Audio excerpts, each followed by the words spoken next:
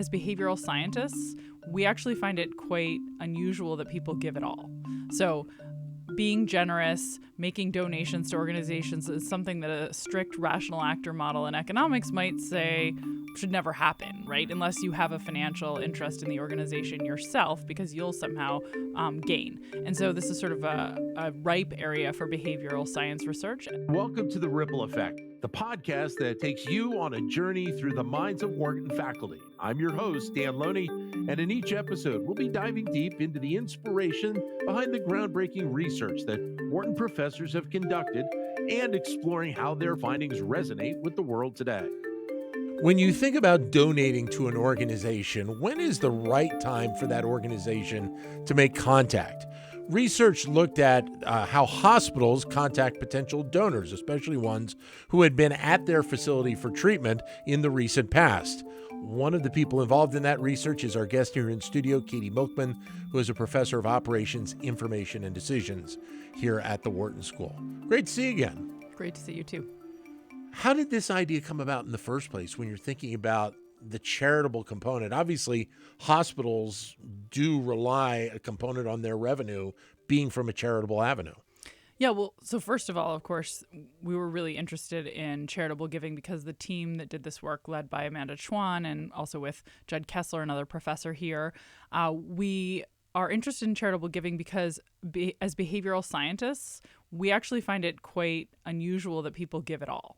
So being generous, making donations to organizations is something that a strict rational actor model in economics might say should never happen, right? Unless you have a financial interest in the organization yourself, because you'll somehow gain. And so this is sort of a ripe area for behavioral science research. And then hospitals are a place where a lot of charitable giving takes place. So many hospitals benefit immensely from charitable giving each year. And so that seemed like an interesting place to study this. But when you ask specifically about this project, where we're interested in the speed at which an ask follows the receipt of service, this was really something that we got interested in when we realized that there's a lot of different theories that might predict that you'd want to capitalize quickly on people's emotions and gratitude when it's an organization, say an animal shelter or a hospital or a religious organization, or even, an organization providing relief after a natural disaster. People may have a quick feeling of warm glow, to use the economic terminology, of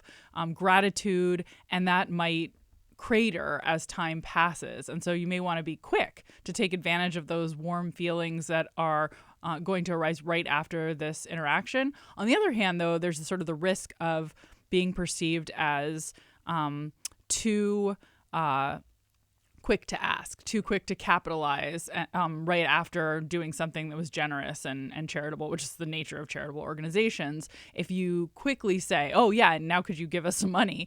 The person who received that, positive encounter may feel like, this is kind of icky, and I don't like being contacted by my hospital or by the, shelter where I got my puppy so quickly after they did something nice for me. And it feels like they're trying to capitalize. And so there could be reactance, which is the word we use for when it's negative. So we thought that was interesting. We always love studying questions where you could imagine the result going in either direction, and that got us excited about this project. But seemingly then that is the issue or the question that a lot of organizations deal with, is how you formulate that plan, with the timing component being right near the top in terms of the importance of making that contact with that person at the right time and getting the best positive outcome. That's right. We want to be top of mind and sort of maximize the feelings of gratitude and minimize the sense that we're being sort of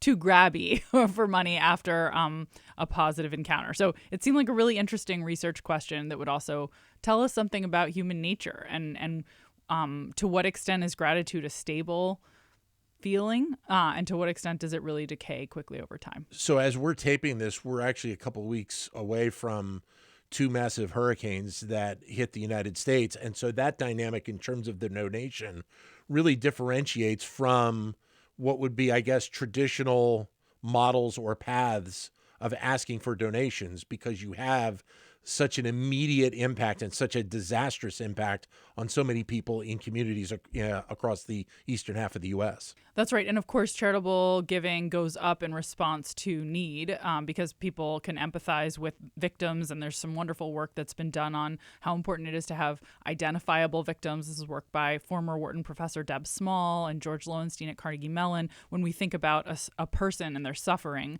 we're much more willing to open our wallets and give if we think we can impact them than if we think about statistical victims. So just describing how many people have been displaced.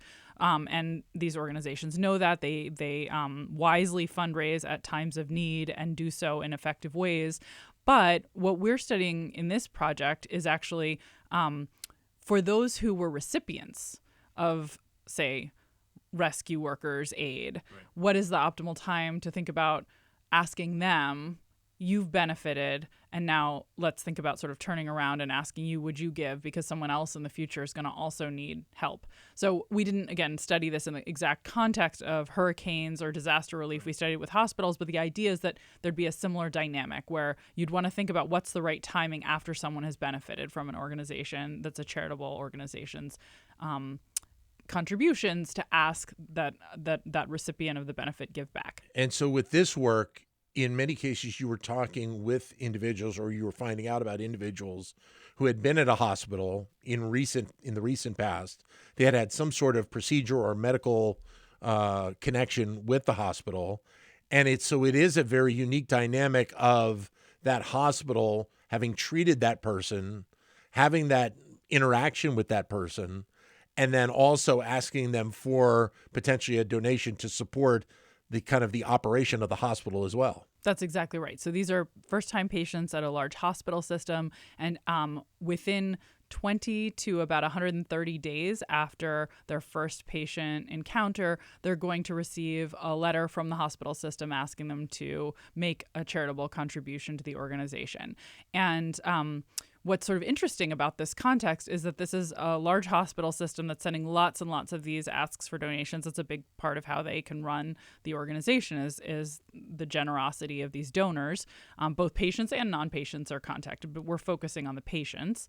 And what they do is they send these mailings every few months in a batch. Basically, an administrator has time on their calendar and they sort of sit down and all of this gets prepared and the messages all go out at once. And what that means is that there's natural variation in how long after a person has their encounter with a hospital system, because maybe I came in for surgery on April 1st and you came in on May 1st and the next batch goes out on June 1st. You then are going to have a much shorter follow-up period after your encounter with a hospital than I am. I'm going to have to wait 60 days for my ask. You're only waiting 30. And we're taking advantage of that natural variation to see, and over a period of many years when these batches are sort of happening erratically, is there a consequence? Can we identify a consequence of a faster versus a longer lag time after that patient encounter for the likelihood the patient says, yeah, I would like to donate. So were you able to determine what is kind of that sweet spot for a hospital, for an organization to make that ask of a person who'd been in that facility? Yes. And actually, you talk about a sweet spot, and that's because we talked about this tension between the two competing theories that, you don't want to act too fast and seem grabby, right? Like, oh, this wasn't done out of the goodness of the organization's mission. It was just, all a ploy to get you to give us money as fast as possible. Right. It's almost like a payment.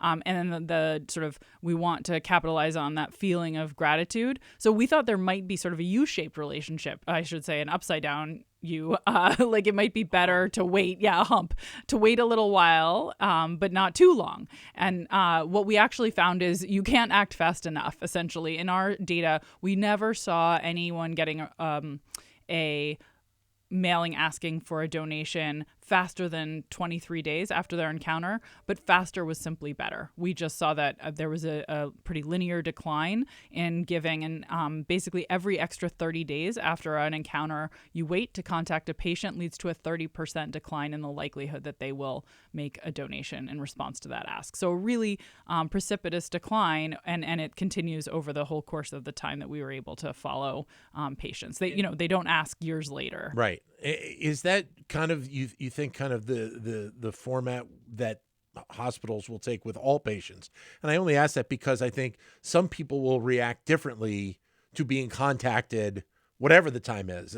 Some people, no matter the time, will feel like, oh my God, it's another ask from the hospital, or they're like, oh yeah, they did such a great job of taking care of me. Yes, let me write a check to them. That's right. Not everyone is going to be affected, but it is remarkable that you'd see this 30% decay with every 30-day decline. That's a pretty huge effect. So it suggests that a lot of people are impacted by the time frame in which the ask is made. Now, I do want to be clear that, again, the fastest anyone was asked here and that anyone got a letter was at least 3 weeks after their encounter. Yeah. So it's not like, what you should do is set up a Venmo and ask people to give 30 seconds after they leave your organization, having received some sort of benefit, right? So maybe that would work. It's possible, but that would require further research. But when you're thinking about a range of, do I contact them 3 weeks later or 3 months later, you're much better off with that 3 weeks later, because we do see this decline. And it suggests that the way we think about the gratitude that we feel towards organizations that help us,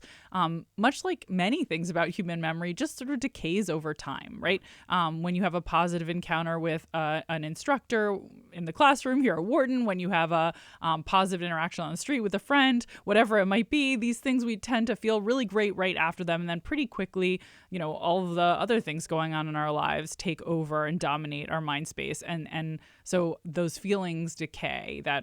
That strong positive feeling decays. And so you just want to make sure that you don't wait too long. You want to capitalize on that positive feeling. How important then does it become for the organization to have a kind of understanding of this component of behavior, in terms of making that ask in the first place?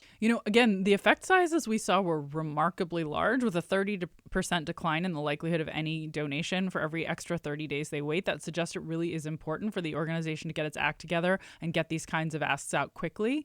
I think organizations should be thinking more about timeliness, given how strong the effects are. And I think more research is warranted to try to figure out what is that sweet spot. And maybe there is a too fast. Maybe there's not. Maybe every organization should be asking the day after.